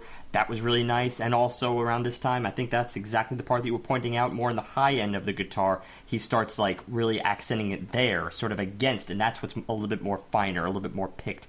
The whole track has this indie pop motion to it that is a little bit familiar, but then again, there's also kind of this like country twang to it at the same time. It feels like it's existing kind of like between this territory, and that's what ends up giving it this contemplative air. I mean, we get familiar piano punctuation, not even familiar for this album, but familiar piano work, but it works. It works. All these little builds refuse to add clutter to the song, and that's what I really like. He keeps it very low-key. Now, that is a trick in and of itself, but the simple breakdown that goes through later on in the song that's so light, so airy, the deep piano at the end, these are all, like, at this point I'm seeing them as tricks, but it's tricks that he's using to their fullest ability. He's really taking parts that we all know, but really flushing them out for the context of his songs. The tricks of the trade aren't called that for no reason. I mean, they're still applicable in the trade, usually throughout careers. From here, we go to the final track on the record. This is What It Takes. So, just to get us going on this track, I mean, from the get-go, this track, like the last one, has heart and emotion that we had not really seen earlier on the record. That said, the construction of this track feels fairly predictable as far as a final track goes. But I really like how the way he's delivering the lyrics in this track, and we'll get into this more as John recites some of them, or Steve, considering they've kind of been taking turns today. We do that. Yeah. Mm-hmm. I refuse to, because then they don't have to edit it 10 times when I trip over the lyrics trying to read them. But I really like the way he delivers them. I do enjoy that he's got something. There's just this pull in his voice, like he's really reaching for that emotional core as he delivers the lyrics in this track. He's done that before, but here it's really apparent. He's got the best lyrics of the album right here. I love what he does with it. He's got the best emotion. He's imparting them so beautifully. It's the awkward pacing that keeps it out of there. He's got the emotion in the voice, but I'm kind of expecting, I don't know, a little bit more when you really seems to be going full force on the other two aspects of his vocal work. But to really have that marriage to the pacing and to really do just another, I guess, guy with guitar song, which is what a lot of these songs are. Yeah, it's part of his trade and it's what he's doing, but it musically, for me, it ends up being just another one of those acoustic guitar songs. Well, yeah, it's acoustic guitars, but I mean, it's more folk-oriented rather than like country or indie. At least I thought it was going to more of a folk thing. I agree with you 100% on the lyrics. Just reading the beginning here. I watch your troubled eyes as you rest, and I fall in love with every breath. Wonder if those eyes are really shut, and am I the one you're dreaming of? That's pretty. That's just really pretty. It No, also but feels very personal, too. This is the most personal I think we've felt on the whole album. It's just, it really feels... He's been singing from the heart before, but really here, it's really, really coming from the heart, like almost opening a vein kind of a thing. And it's imagery. That's something that I think he's really going full force with the imagery. I watch your troubled eyes as you rest. Just... You goes can picture from that. The REM sleep of someone maybe... I mean, what if she's having a nightmare? What if she's... I mean, troubled eyes while you rest, someone's eyes darting back and forth beneath their eyelids. There could be so much behind that. You know they're subconsciously thinking. There's that line right there. I'm talking at length on. That's great. I love imagery like that I can talk at length on. I also enjoy his delivery. I mean, in the falsetto, where he brings back for the chorus here, and if this is what it takes, then let me be the one to bear the pain. Or if this is what it takes. And every single time he goes back to that, this is what it takes. Right on the word what, that falsetto just reaches out. I mean, it's really... It's actually something kind of full circle here. It's something I noticed in the very first track, that he had that, what I had at the time called more of a tailored falsetto. Sure, we know it's going to come, but it's so well placed. You know, just that little dot in the middle of the line to kind of you hear his voice cracking, sort of, as he's describing it. You know, and also the sense of the line, you know, if this is what it takes. Like a reservation here, doing something you don't really want to do, but you have to. Well, and sometimes when it comes to love or loving someone or being in a relationship, you have to do things like that. Things that you don't necessarily want to do, but you know you have to because it's for the good of whatever. And he goes on to say, I'll break down these walls that are in our way if this is what it takes, you know? It's, yeah, I mean, this is the kind of worldly track that we really, really want out of him. You know, of course it's nice to see the young love, and this is clear that it's still what he's going through. But this is the kind of track that can reach out to just about any audience. And it does show a little more maturity as we close the record, and I think that's important. There was still a semblance of growth, and this is actually a really strong way to end the album. It bookends well with the first track, and I really enjoy that. And unless either of you fine gentlemen have something to add to the final track, I will begin the wrap-up. Go for it. It's good. All said and done. Even the stuff that chunky is, you know, still good, but sectionally. I mean, we harped on all these things. We pointed out all the flaws. But the big thing I want to point out here is I was not feeling inclined to start quoting all the lyrics. I was actually complaining about a lot of the lyrical work, or really just saying it was lackluster. Steve wasn't really talking about a lot of the musical work. He was talking more about rhythm, and that's about it. And as I pointed out just a few tracks ago, Matt wasn't talking about the emotional work. So in our own areas of, quote, expertise, the areas we like to focus on and have harped on for nearly 3 years at this point, we're not pointing out anything great. Not too often, and not until we really get towards the end of the album. Well, that means that you have sort of an arc, sort of a theme going on here, but it means you're getting a lot of the elements that, well, are tried and true for what's being made. yeah, this kid's 16 years old, but he also premiered 24 of the Billboard. I mean, Yep, he broke 24. the record. That's a pretty big deal. So obviously this gentleman has talent. That's not up for debate right here. At this point, his talent is not fully fleshed out. Yeah, he's got a great voice. Yeah, he has interesting instrumentation from time to time. Yes, he's working with people that seem to be bringing his vision of his music to a forefront. But I don't think he's there yet. It's definitely not there yet. Right now, it's just very digestible, that works with a lot of the sort of things that you come to expect within the genre of indie pop. A little bit of folk, a little bit of Hispanic, a little bit of this, a little bit of that, some funk, and yeah, that's what I kind of expect in this genre. So it doesn't do anything unexpected. It just does a lot of things very well over the course of the album. For that, it's a solid between a 3.5 and a 4. I'm just want to hone in right here, and it's definitely towards that lower end. So I'm just gonna. It's a 3.5 album. It's definitely above the herd, but it's really not a great album at this point. He's gonna be a 4-star, 5-star potential musician. There's a lot of potential here. And I think that really just boils down to his maturity, to he doesn't have the years of experience yet. And I'm really, really hopeful for what happens in the next 5 years of this guy's career. I mean, we did a pretty good job of breaking down this record. That I don't feel like I have a lot to add to that. I will say that as someone who gave Justin Bieber a chance, just like any other pop artist, I thought his writing was trite. I thought his music was trite. I didn't really like any of his stuff. This kid shows leaps and bounds more talent than Justin Bieber, and he plays his own instruments. He's writing on his debut record, wrote a bunch of the songs, which is leaps and bounds ahead of half the pop stars who are twice his age. So I think that he's definitely going in the right direction. I'm a person who likes pop, and that's no secret, and there were songs here that I truly enjoyed. I would have wanted more upbeat stuff. I like an album that has a nice balance of slow and fast. This tended to lean more towards the slower side, but that said, that's not necessarily a bad thing, just not what I was really looking for. But hands down, he's a talent. He's got skill. He's marketable, obviously, as Steve's Mall experience says. So those things alone will get him. He's already got a career. But I agree with John. I'm more excited about what he can do.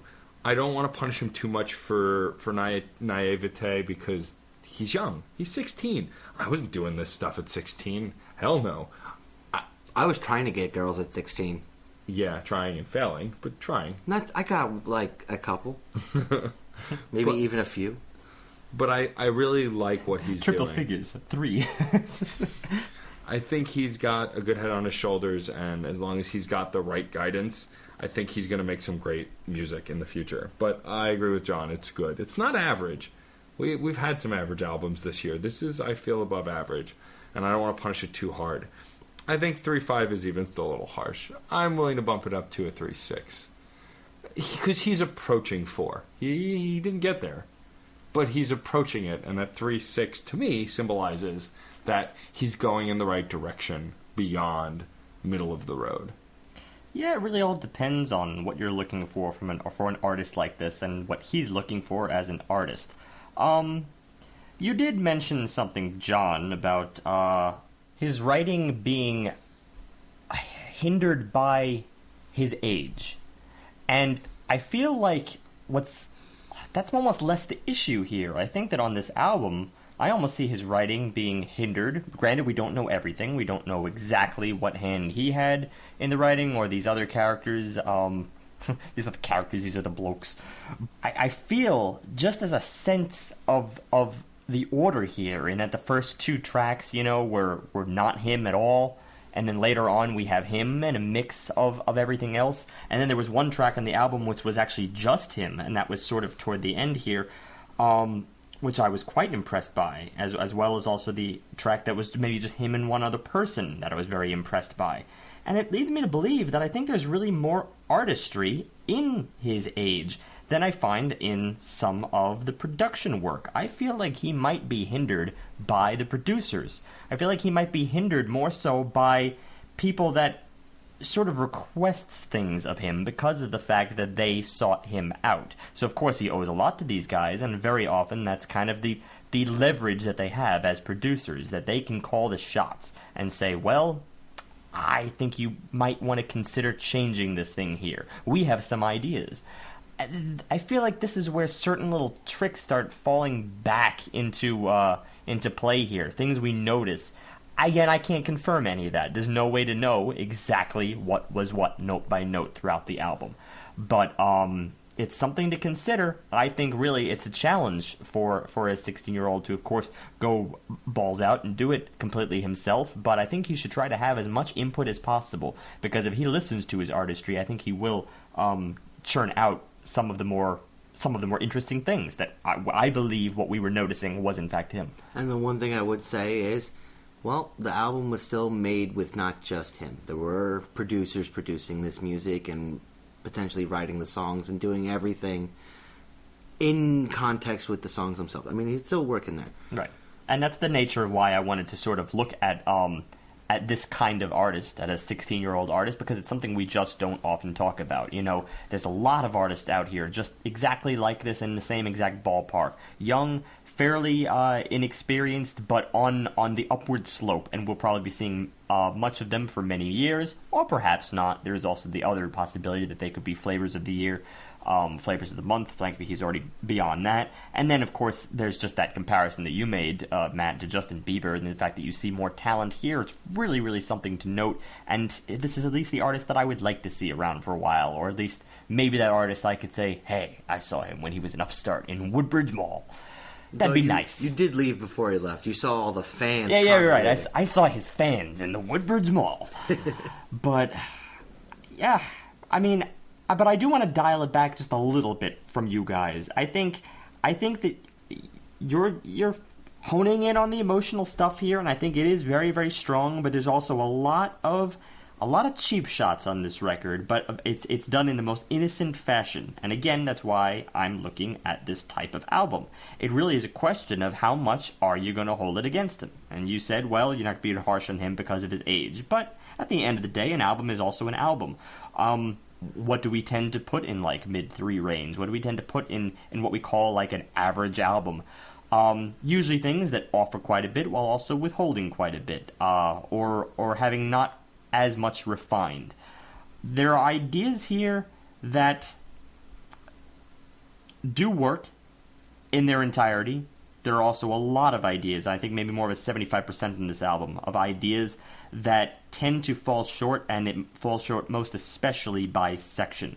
I think he's the kind of artist that, based on this album, really benefits from a removal of the pop structure, or at least just a furthering of the pop structure. Even if that just means experiment a little bit. Experiment with revisionings of the verses. Experiment with the instrumentation as you go, or perhaps the hooks, and just the placement of these tracks.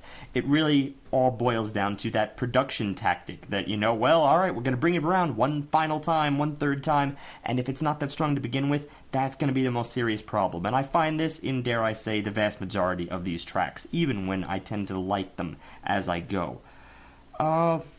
So for me, this is just a slight bit lower. I think I'm going to put it at a 3.4. Just a little bit shy there, which means that at the end of the day, we're all going to round out to 3.5 in the end. So, there you are. An average album from a very, very talented and green artist.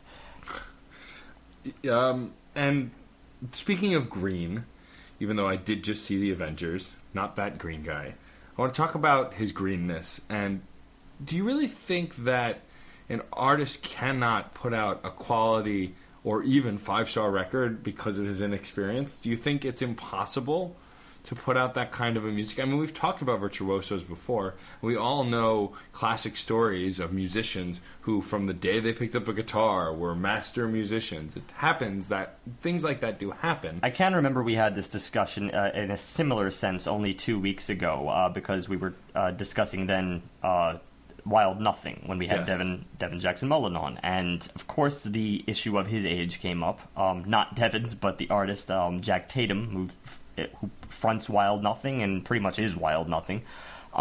He was 21 years old when he made that album. And we brought it up into question. Of course, a lot of things can be gained by 21. At least by then you're already graduated from high school. You're already, Driving. drinking, probably. drinking further into college, probably know what you want to do with life, and you've probably perhaps had a series of relationships under your belt. Some of them probably one more different than the next. It's a kind of a question mark at that point. Then we can say it's up in the air. Some people will take another decade. Some people may very well be at that point. And I could say even from just like composing history, very often you come out with the child prodigies. Like the amount of stuff that Mozart was doing at 21 is scary, really scary. Same goes for many, many others.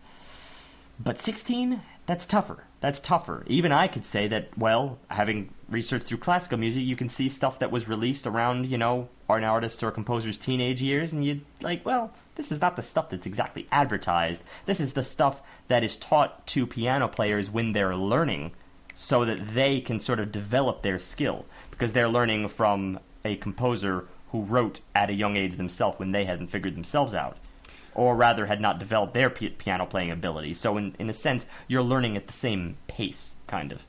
I'd be inclined to only argue, though, I feel like, well, not really argue, it's actually a completely separate point. I feel like with a 16-year-old musician, it's possible by 16 to have a lot of scary or ridiculous life experiences that other people may not have. Like if you lost your parents at a young age, or if, something even worse happened at a young age, or an involvement with drugs. But then you become a superhero, not a musician. Not true. Not everybody's Batman.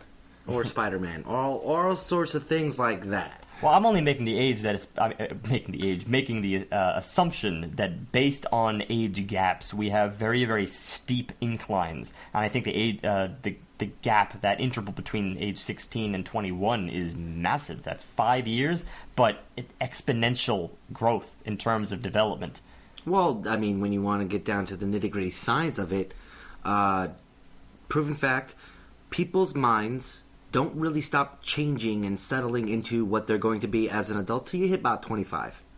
Okay. Things change over that time. You're also going through hormones, and yeah, everybody knows how sucky those could be, how disconcerting those can be. You're also going through vocal changes. That's one of the things I kept bringing up with Shawn. I want to hear his deeper voice. I want to hear him keep the range and get wider, because that would be just great to have that sort of a thing going on there. It brings to mind a little experiment, come to think, that just off of what you're saying with vocal changes over the years, even in your upper years. An experiment I started with a couple of college friends that we would record a conversation we have every 4 years. And we began this just on a little dictaphone back in 2006, right? And we were all 18, totally gave away my age there. 18, 2006, and 4 years later, we did it again, one in 2010. 4 years later, did it again in 2014. Now, it's funny that there's a crossover here with the podcast where we record every week, so I think that experiment is kind of moot as of this point, but there were significant changes just over the course of that 8-year period, and it's insane, the things that you don't remember over the course of time, the changes in your delivery, the manner of your speaking, it's a little bit scary. It's also the fact that besides just the physical changes that are going on, going back to a previous song from a previous podcast, from a previous album, 10,000 Hours from Macklemore and Ryan Lewis's The Heist album, review number... Episode 47. He does not have those 1,000 hours. Yeah. This is a kid that maybe... 10,000 hours, by the way. 10,000 hours. Inherently skillful, not yet a master. I mean, 10,000 hours might be more than his life. I haven't done the math yet. Well, I would also... it won't be. But I'd also argue that nobody's a master. If you're a master, why would you make anything? You're a master. You don't need to learn and improve your craft. You've already mastered it. I actually remember attending a seminar with a very, very acclaimed piano player named Vladimir Feltzman. He's very acclaimed all around the world. Obviously, he's Russian, so of course he has to be.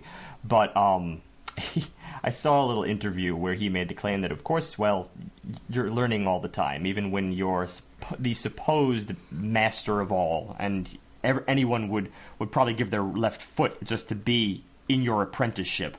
Still, he's still learning, and the second you come to the point where you're not learn, or you believe you have nothing more to learn, then your artistry will die. Yeah, and it'll die very quickly. I think that it's important to say with this artist specifically, speaking to a young, seemingly at least prodigy when it comes to his singing and his writing, because he's doing some interesting and unique stuff. It's about, he's definitely got a deep footing in talent. Now it's what he does with it. And I think you can't help but be shaped by your experiences. Like I, for one, grew up with not a great social life as a kid. I was picked on and all that stuff, the things you expect. You were gangly and awkward. I was gangly and awkward. You're still gangly and awkward. Yeah. But we love you for it now. Well, you're short and ugly. What's your point? Hey, I'm not short anymore. I'm Steve. My point is that every experience shapes you. And for those people who believe that something was terrible and they wish it never happened, I mean, it's just not true. No matter the terrible things that happen to you, and it's an unfortunate truth, every experience shapes you, and that's the silver lining you have to find in anything. And I think with a young artist who's only 16, he still had limited experiences. To truly round out a talent and a knowledge, you need life experiences. And you can have a lot of life experiences by 16, especially in the modern age. We have a lot more access to a lot more stuff. But I think ultimately, unless you are a brilliant prodigy at birth, super intelligent, it's very hard to create that pinnacle record right out of the gate.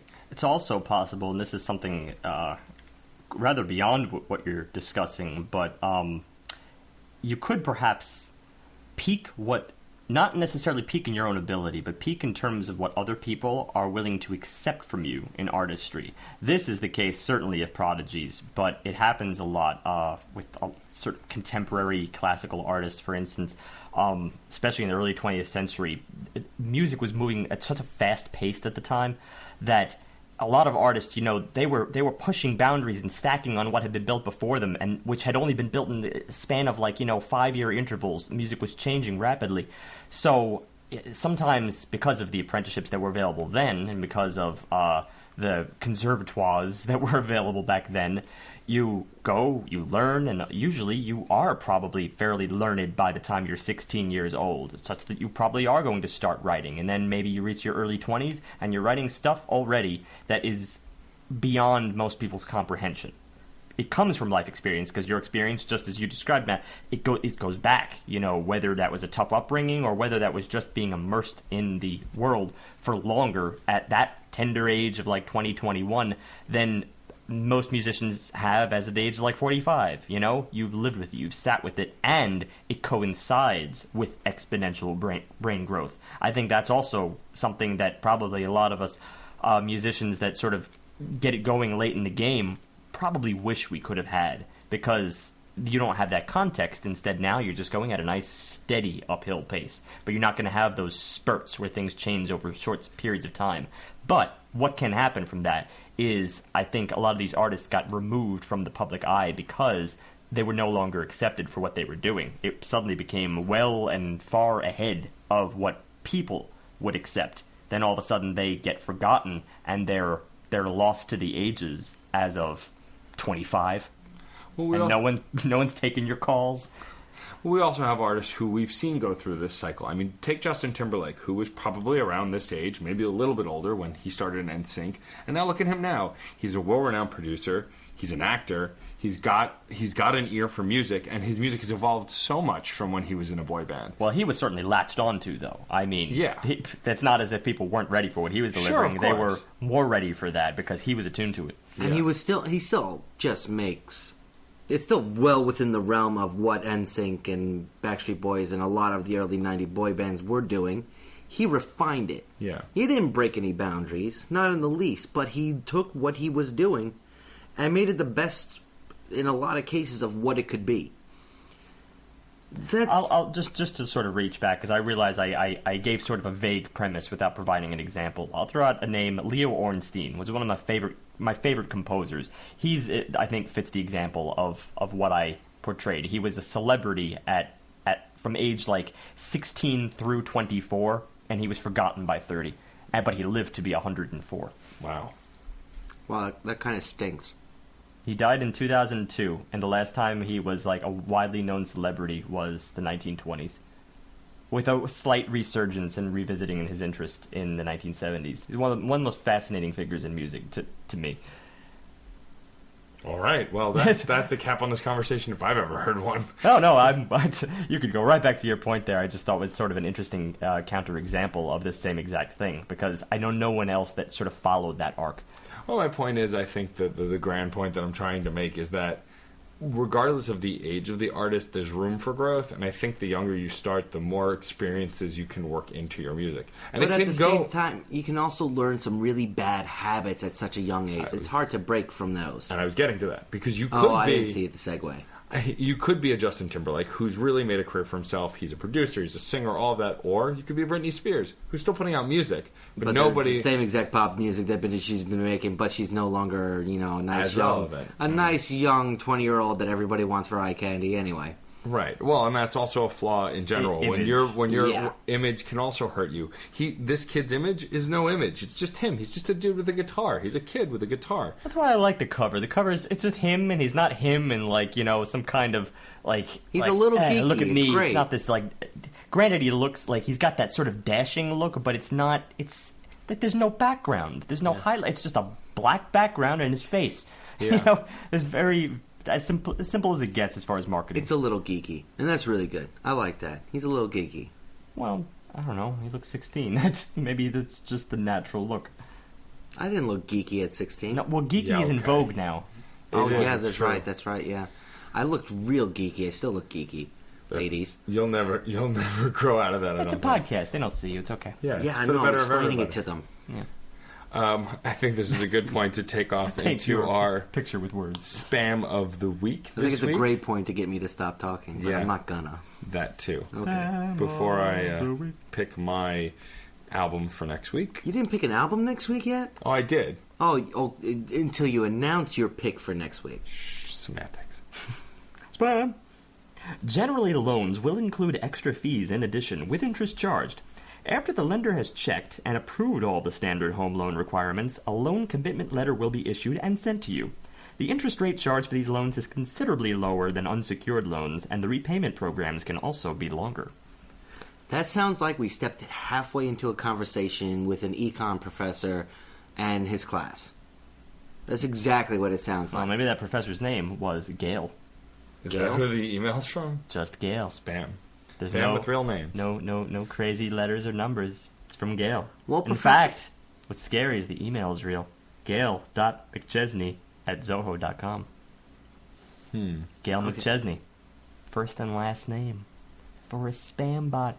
And apparently Professor McChesney needs to fix her email if this is not something she authorized. I don't know what Zoho is. I never heard of the University of Zoho. You can have at whatever nowadays. You can just own numbers and things like that and throw it at dot whatever. Well, in any case, apparently she thought that was very relevant to episode 61's analysis of hesitation marks by Nine Inch Nails. Wow. Yes, I remember there was a lot of economic discussion within that. We'll need to reanalyze that album. Pre-discussion we had before we even started recording, we were talking about money. It's kind of amazing that we should have approved the spam mail. It needs to be on that post. Please, no. Needs to. No.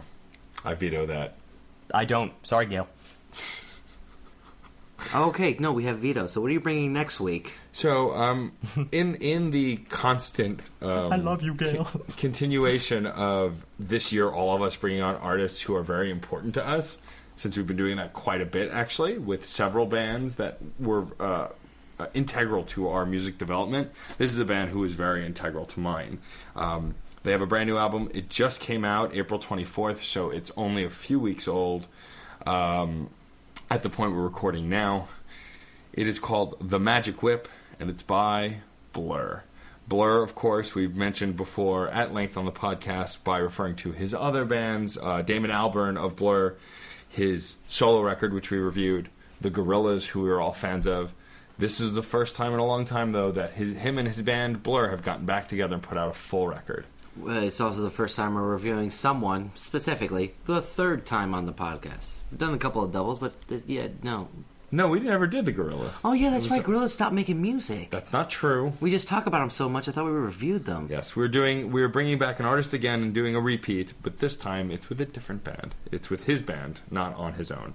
I've heard the single. I'm actually quite excited to review the record because I like Blur. I think they're a great band. They have a strong presence in Britain. They have a strong presence here, and they're great for karaoke. Well, because they're amazing for karaoke. Because everyone knows song 2. I love that song. And you say that Blur formed your music tastes? They didn't form it. They were integral to the formation of it. Besides just the 90s, they were within that 90s alt crowd that I listened to and the 90s alt rock pop. You know, they were right along with the Eve 6s and Matchbox 20s and Third Eye Blind. You're selling them short. I mean, that was one of the first songs when it was made available with Guitar Hero, Rock Band, whatever it was. It was one of the first songs you sung. So that's also true, yes. That's pretty integral. That is pretty integral. Well, we're following a pattern here with us, bringing on bands that formed our musical interest. I'm sure that applies today with Shawn Mendes, because I know that at 10 years old, I was really enjoying the work he released as of 1. That is a great way to end the podcast. I was hoping to leave a long enough pause that we'd force Steve to put more crickets in, but you broke that silence. My discretion. Yeah, you may anyway. We could delete this entire conversation. We wouldn't even know until we heard it. Nope, not at all. I'm going to end this before You're it gets gone. off the rails. Remember, everybody, music is life. And life is good.